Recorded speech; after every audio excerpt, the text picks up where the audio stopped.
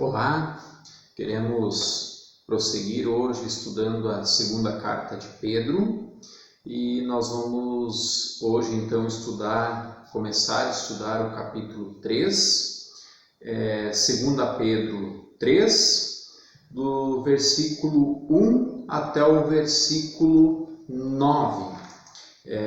Hoje nós vamos estudar, até o versículo 8. 2 Pedro 3, do 1 ao 8.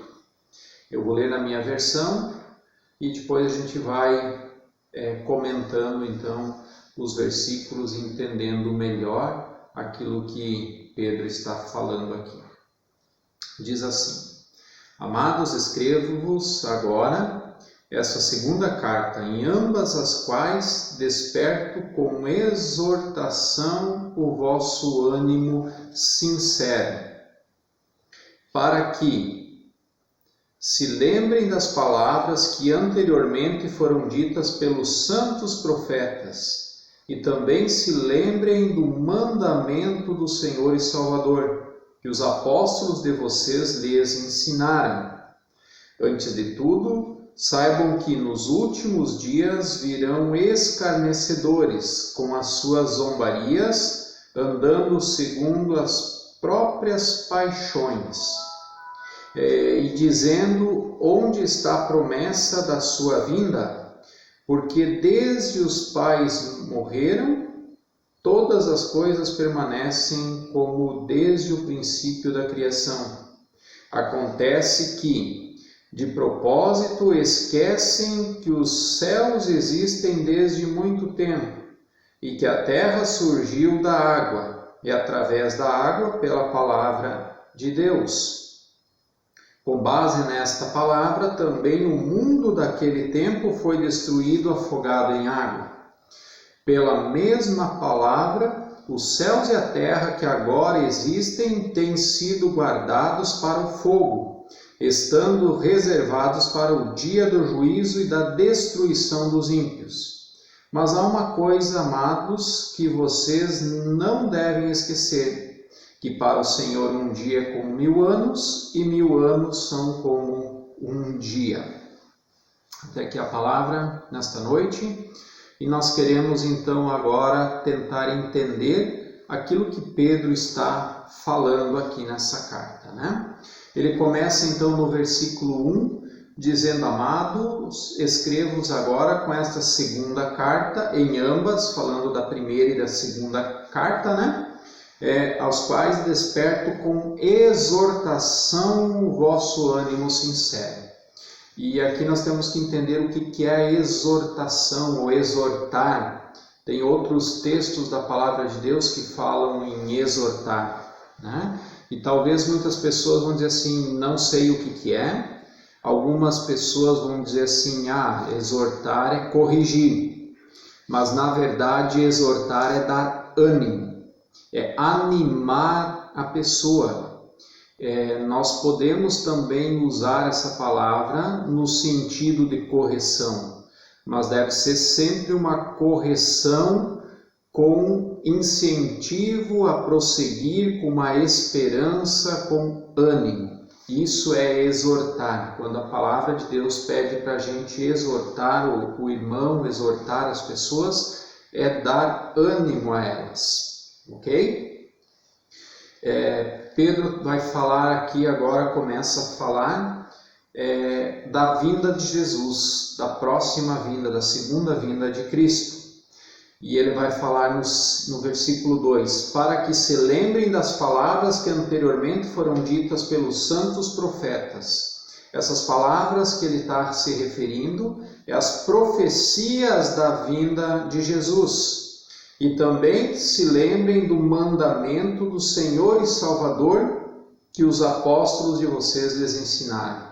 Então aqui Pedro está mencionando as profecias do Antigo Testamento, mas também está se referindo aos próprios ensinamentos de Jesus, que Jesus veio e ensinou e os apóstolos então também ensinaram, né?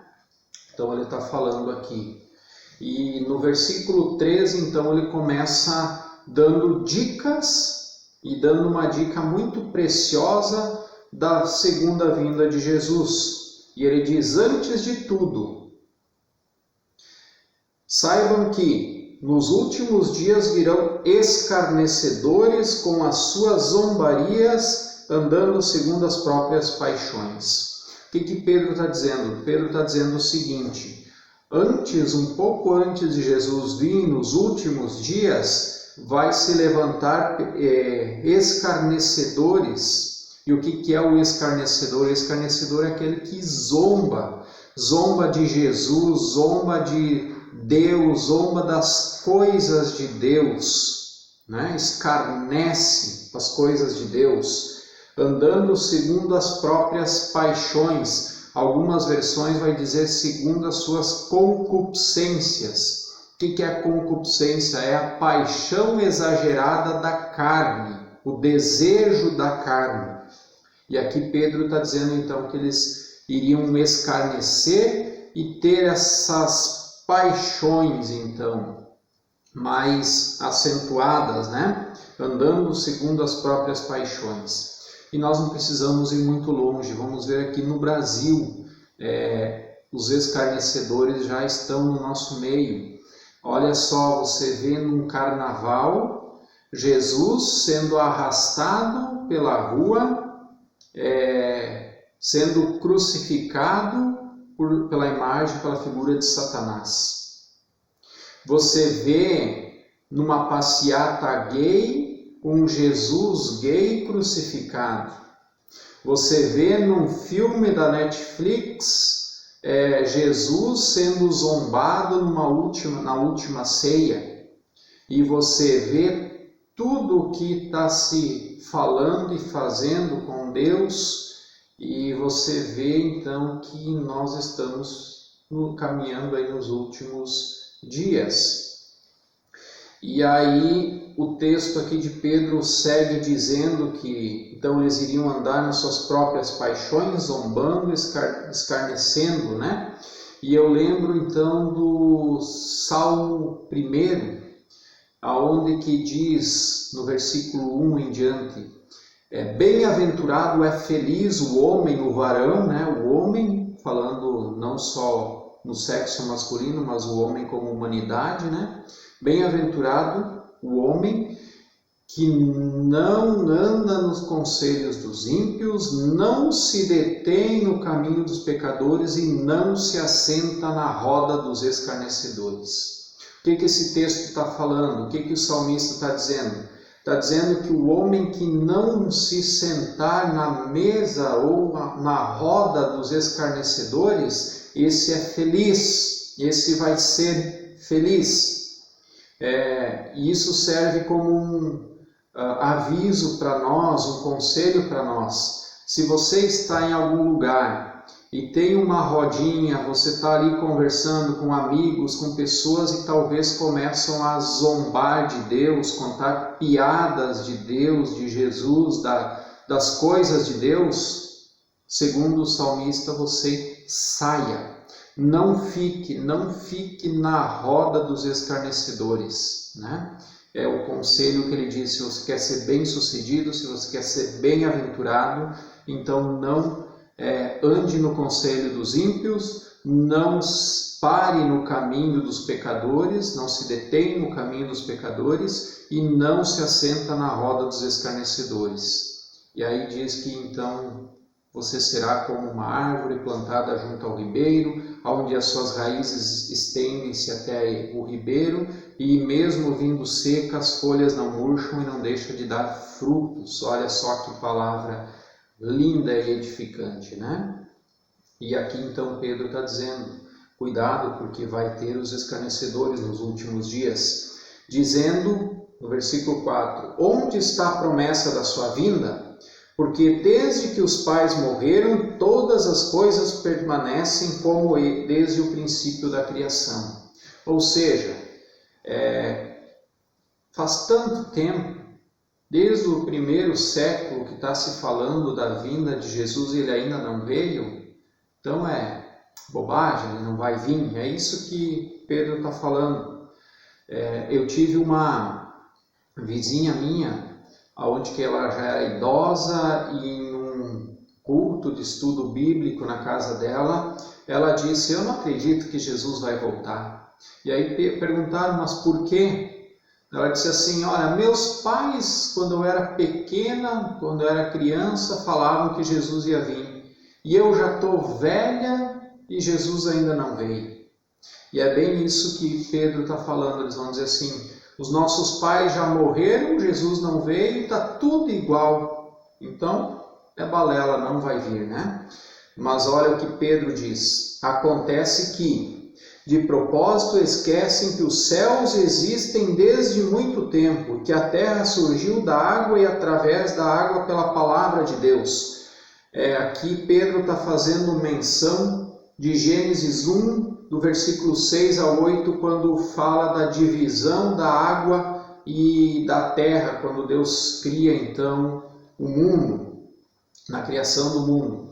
Mas aqui está se destacando que através da água, né, surgiu a terra, surgiu a água, pela palavra de Deus. E aqui o destaque é que pela palavra de Deus foram criadas toda a terra. E ele vai dizer que com base nesta palavra, ou seja, na palavra de Deus, também o mundo daquele tempo foi destruído, afogado em águas. E agora ele lembra, faz menção então da história tão conhecida de Noé, aonde que a humanidade toda foi destruída em águas, né? E se afogaram todos, né? Sobrando só Noé, seus filhos, suas noras, né? E a sua esposa, né? Só a família então de Noé. Então ele está alertando: olha, eles esquecem que é pela palavra de Deus que o mundo foi feito. É pela palavra de Deus que veio o dilúvio, e é pela mesma palavra, no versículo 7 vai dizer: os céus e a terra que agora existem têm sido guardados para o fogo, estando reservados para o dia do juízo e da destruição dos ímpios. Aqui ele está dizendo que é pela mesma palavra de Deus que criou a terra, a mesma palavra que destruiu já nos tempos passados com o dilúvio, e agora pela mesma palavra está reservado para o dia do juízo de fogo. E aqui eu preciso fazer um parêntese sobre o juízo. Eu já fiz alguns vídeos falando sobre isso, o juízo de Deus, onde que muitos dizem que essa pandemia que o mundo tem vivido é o juízo de Deus, e não é o juízo de Deus. Aqui é bem claro que o dia do juízo de Deus está reservado para o fogo, o dia do juízo e da destruição dos ímpios. Então, o juízo de Deus é o dia da ira do Senhor, onde que Deus vai julgar os ímpios, e então esses vão ser condenados para o lago de fogo, aonde que Jesus diz que ali vai haver pranto e ranger de dentes. E no versículo 8, então, encerrando hoje o nosso estudo, diz: mas há uma coisa, amados, que vocês não devem esquecer, que para o Senhor um dia é como 1000 anos, e 1000 anos são como um dia, fazendo menção também do Salmo 94, que vai falar a mesma coisa, que para Deus 1000 anos é como um dia. Por quê? Porque nós temos que entender que Deus, Ele não está no nosso tempo cronológico. Para Deus não tem dia, não tem semana, não tem mês, não tem anos, não tem hora. Deus está em outra esfera, e inclusive onde Ele está não existe tempo, porque Deus está na eternidade. Eternidade não tem um começo e não tem um final, não se mede tempo da eternidade. Por exemplo, quantos anos tem a eternidade? Você não pode medir. E Deus está nessa esfera. Por isso que fala aqui então que nós não podemos esquecer que 1000 anos para nós pode ser um dia para Deus. Ele está acima do nosso tempo. Então se você acha assim, não, já faz muito tempo que já faz 2000 anos e está se falando e Jesus ainda não veio, então não vai vir. Lembra-se que para Deus 1000 anos pode ser como um dia. Então pode ser que foi ontem ou anteontem que Jesus estava falando que iria voltar.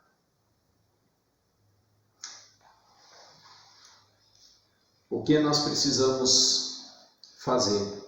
Estar preparados. A palavra de Deus deixa muito clara que Jesus vai voltar, que vai ter o dia do juízo de Deus, que vai ter o dia da ira do Senhor, vai ter o dia do julgamento de Deus e vai ter o dia que todos vão ser julgados por aquilo que fez ou que fizeram. E nesse julgamento então vai ser apartado o joio do trigo, o bode da ovelha, aqueles que Jesus vai dizer, vinde a mim, benditos do meu Pai, e aqueles que ele vai dizer, apartai-vos de mim, não vos conheço. Vai ter aqueles que vão entrar no céu e vão ter aqueles que infelizmente vão ter a segunda morte, que é o lago de fogo. A Bíblia deixa muito e muito claro tudo isso. Eu preciso ter medo da vinda de Jesus? Não, pelo contrário.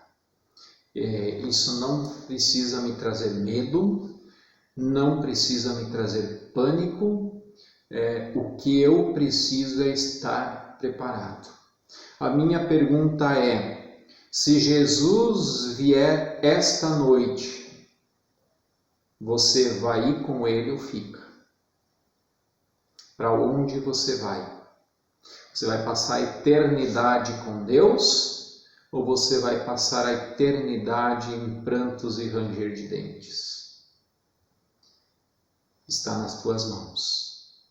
Ninguém pode salvar ninguém e ninguém pode condenar ninguém, a não ser eu em mim mesmo. Está nas minhas mãos a salvação e a condenação.